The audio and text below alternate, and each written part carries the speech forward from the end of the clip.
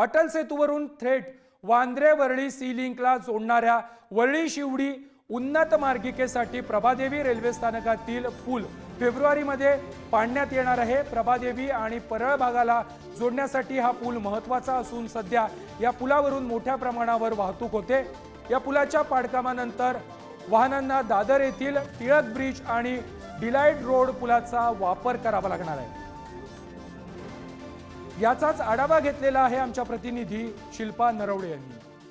Atal सेतूवरून Vandre Worli C लिंकला जोडणारा जो मार्ग आहे त्या मार्गातील प्रभादेवी रेल्वे स्थानकाच्या बाजूला जो स्थानकामध्ये जो पूल येत आहे तो पूल आता फेब्रुवारी महिन्यामध्ये तोडण्यात येणार आहे। सध्या मी याच पुलावर उभी आहे आणि तुम्ही माझ्या पाठीमागे बघू शकता प्रभादेवी रेल्वे स्थानकातील काम हे आता 60% पूर्ण झालेलं आहे।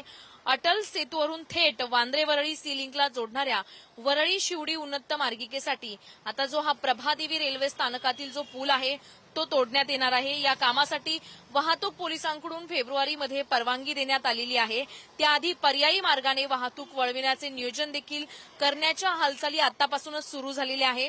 अटल सेतूवरून आलेल्या वाहनांना विना अडथळा थेट वरळी आणि तेथून पुढे दक्षिण मुंबई वांद्रे दिशेला जाता यावे यासाठी 4.5 किलोमीटरचा उन्नत मार्ग MMRD कडून उभारला जात आहे। या मार्गिकेच्या अन्य भागातील कामे पूर्ण होत असताना प्रभादेवी येथील जगन्नाथ भातनकर मार्गावरील रेल्वे पुलाचे बांधकाम मात्र रखडले जाणार आहे।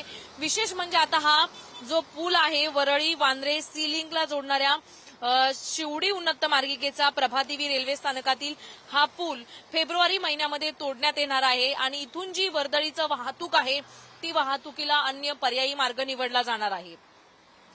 कॅमेरामॅन रोहनसह शिल्पा नरवडे, पुढारी, मुंबई।